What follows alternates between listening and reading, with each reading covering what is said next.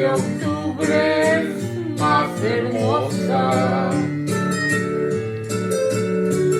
porque en ella se refleja la quietud de los almas que han querido ser dichosas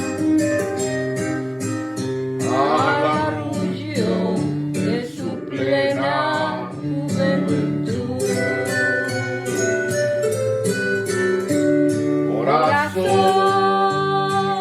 Corazón que ha sentido el calor de una linda mujer en las noches de octubre. Corazón que ha sabido sufrir, que ha sabido querer, desafiando el dolor. Hoy empieza la vida tan solo a pensar que tu amor se descubre.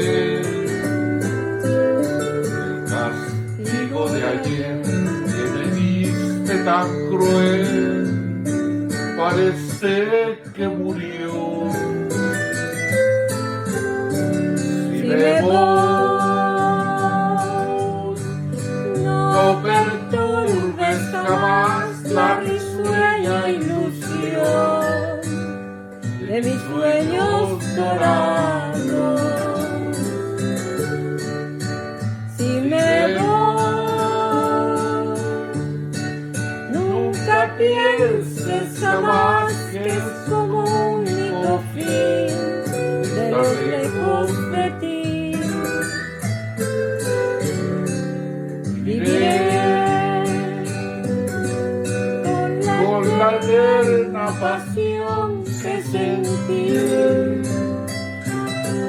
desde el día en que te vi, desde el día en que soñé.